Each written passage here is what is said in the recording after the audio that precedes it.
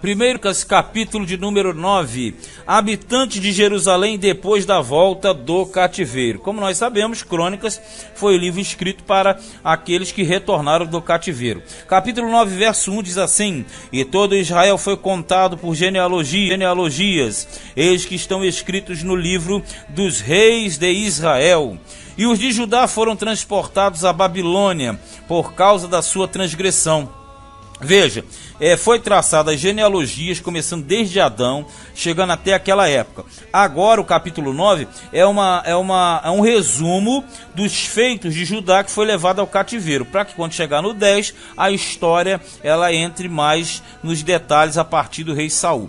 Verso 2: E os primeiros habitadores que moravam nas suas possessões, nas suas cidades, foram os israelitas, os sacerdotes, os levitas e os netineus. A verdade é, quando falo os netineus, você deve lembrar, eram aqueles grupos misturados ali justamente na questão do templo, na questão da adoração, junto aos levitas. Porém, alguns dos filhos de Judá e dos filhos de Benjamim e dos filhos de Efraim e Manassés habitaram em Jerusalém. Utai, filho de Amiúde, filho de Onri, filho de Inri, filho de Bani, dos filhos de Pérez, filho de Judá, e dos Sidônios, Assaías, o primogênito de seus filhos, e dos filhos de Zerá, Jeuel e seus irmãos, 690, e dos filhos de Benjamim, Salu, filho de Mesulão, filho de Rodavias, filho de Racenuá, e Ibnéias, filho de Jeroão, e Elá, filho de Uzi, filho de Micri, e Mesulão, filho de Cefatias, filho de Reuel, filho de Ibnijas, e seus irmãos segundo as suas gerações, 956. Todos esses foram cabeça dos pais nas casas de seus pais. Quando fala cabeça, é o principal, é o líder. E dos sacerdotes, Gedaías e Jeoiaribe e Jaquim, e Azarias, filho de Ilquias, filho de Mesulão, filho de Zadok, filho de Meraiote, filho de Aitube, maioral da casa de Deus, quer dizer, o templo. Adaías, filho de Jeroão, filho de Pazu, filho de Malquias, e Mazai, filho de Adiel, filho de Jazera, filho de Mesulão, filho de Mesilemite, filho de Imer. Como também seus irmãos, cabeça nas casas de seus pais, 1760, varões valentes para a obra do ministério da casa de Deus, quer dizer, você sabe que é questão do templo. E dos levitas, Semaías, filho de Hassube, filho de Azricão, filho de Hassabias, dos filhos de Merari, e Bacbacar, e Heres, e Galau, e Matanias, filho de Mica, filho de Zicre, filho de Asaf. Asaf é famoso dentro dessa linha genealógica. Obadias, filho de Semaías, filho de Galau, filho de Gedutum da mesma forma que Asaf. E Berequias, filho de Asa, filho de Eucana, morador das aldeias de Netofatitas, dos Netofatitas. E foram porteiros Salum, Jacube, Talmon e Aimã, e seus irmãos, cujo chefe era Salum. E até aquele tempo estavam de guarda à porta do rei, para o oriente. Estes foram os porteiros entre os arraiais dos filhos de Levi. E Salum, filho de Coré, filho de Ebiasaf, filho de Corá, e seus irmãos, da casa de seu pai, os coraitas, tinha cargo da obra do ministério e eram guarda dos umbrais do tabernáculo.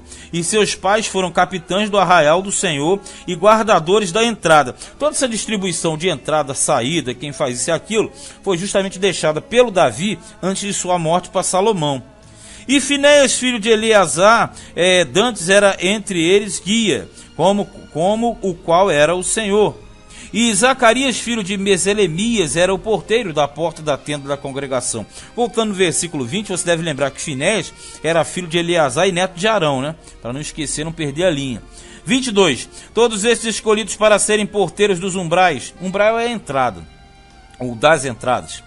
Foram 212, e foram estes segundo as suas aldeias, postos em suas genealogias. E Davi e Samuel, o vidente, os constituíram no seu cargo. Aquela questão administrativa lá de trás. Estavam, pois, eles e seus filhos às portas da casa do Senhor, na casa da tenda, junto aos guardas. Isso quer dizer, começou na época do tabernáculo com Davi e entrou no sistema na época de Salomão. E justamente a época que Davi reinava, Samuel era justamente o antecessor de Davi. Embora tenha tido Saul, mas Saul não conta, porque Saul, na verdade, foi uma exigência do povo, simplesmente para aguardar a transição e chegada de Davi. 24. Os porteiros estavam aos 4 ventos, ao oriente, ao ocidente, ao norte e ao sul. E seus irmãos estavam nas suas aldeias, e, no 7º dia de tempo em tempo, entravam a servir com eles, porque havia naquele ofício 4 porteiros mores. Quer dizer, porteiros mores, quer dizer, os porteiros maiores, os chefes, que eram levitas e tinham cargo das câmaras e dos tesouros da casa de Deus. Isso quer dizer, as câmaras, as recâmaras, as dependências, onde se guardava todo tipo de material referente ao templo. Por isso que os cantores mores, quer dizer, os porteiros mores, perdão, eram aqueles que administravam as portas. E de noite ficavam à roda da casa de Deus, porque a guarda lhes estava encarregada. Eles tinham cargo de abrir, e isso a cada manhã. E alguns deles tinham cargo dos utensílios do ministério, porque por conta os traziam e por conta os tiravam. Quer dizer, eles faziam um controle do material que era utilizado nos sacrifícios, aquela questão toda ligada aos sacrifícios levíticos. Porque deles alguns havia que tinham cargo dos móveis e de todos os objetos sagrados, como também da flor de farinha, e do vinho, e do azeite, e do incenso, e da especiaria, uma espécie de almoxarifado, onde ficavam aqueles materiais que eram utilizados. E alguns dos filhos dos sacerdotes eram os obreiros da confecção das especiarias. E Matitias, dentre os levitas, o primogênito de Salum, o coraíta, tinha a cargo da obra que se fazia em assadeiras. Quando fala assadeira não é essa moderna que a gente conhece, não. A assadeira eram as panelas que eram utilizadas para tostar, para fazer uma série de elementos que eram usados nos sacrifícios, né? Nos sacrifícios levíticos. E alguns dos filhos dos coatitas de seus irmãos, houve alguns que tinham cargo dos pães da proposição, que era aquele pão trocado semanalmente, aqui, ó, para os prepararem todos os sábados, porque sempre no sábado eles trocavam o pão da proposição, que era o pão colocado diante do Senhor. Destes foram também os cantores, cabeça dos pais entre os levitas, habitando nas câmaras isentos de serviços, porque de dia e de noite estava a seu cargo ocuparem-se naquela obra, quer dizer, eles revezavam. Estes foram cabeça dos pais entre os levitas, chefes em suas gerações. Estes habitaram em Jerusalém. Porém, em Gibeão habitaram Jeiel, pai de Gibeão, e era o nome de sua mulher Maaca. E seu filho primogênito Abidom, depois Uri, Quis, e Baal, e Ner, e Nadab, Gedor, e Aiô, e Zacarias, e Miclote. E Miclote gerou a Simeia, e Simeia, e também estes de Ironte, de fronte de seus irmãos. Quer dizer, você sempre tem uma relação aqui de nome meio complicado, porque de vez em quando agarra aqui o sistema, né? Então, lendo de novo, o 38. E Miclote gerou a Simeia, e também este de fronte de seus irmãos, quer dizer, paralelo a seus irmãos, que são casas genealógicas. Habitaram em Jerusalém com seus irmãos. Agora você percebe que nem todos habitaram em Jerusalém, só habitaram em Jerusalém aqueles que se faziam necessário. Outros foram distribuídos pelas várias cidades de Judá. 39. E Ner gerou a Quis, e Quis gerou a Saul, e Saul gerou a Jonatas, e a Malquizua, e a Minadab, e a Esbaal. Aqui você tem uma repetição daquilo que foi falado no capítulo anterior. Lá no versículo 33 do 8, teve essa mesma narrativa aqui. Isso é pela ênfase que você tinha, justamente porque a tribo de Levi, por ser a sacerdotal, ela estava diretamente ligada a Jerusalém, e Jerusalém a priori pertencia à tribo de Benjamim, passando para Judá posteriormente. 40. E os filhos de Jontas foi Merib-Baal, e Merib-Baal gerou a Mica. E os filhos de Mica foram Pitom, Meleque e Tareia. Nós já falamos no capítulo anterior.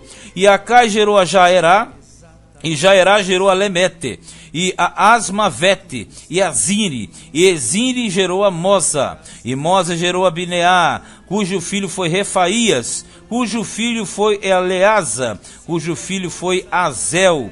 E teve Azel 6 filhos, e estes foram os seus nomes: Azricão, e Bocru, e Ismael, e Seraías, e Obadias, e Hanã. Estes foram os filhos de Azel. Chamar só uma atenção para esse finalzinho aqui. Tá vendo esse versículo 39 até o 44? Fala da genealogia de Saul, né? De Quis e Saul. Você percebe que a quantidade de nomes problemáticos aqui é grande.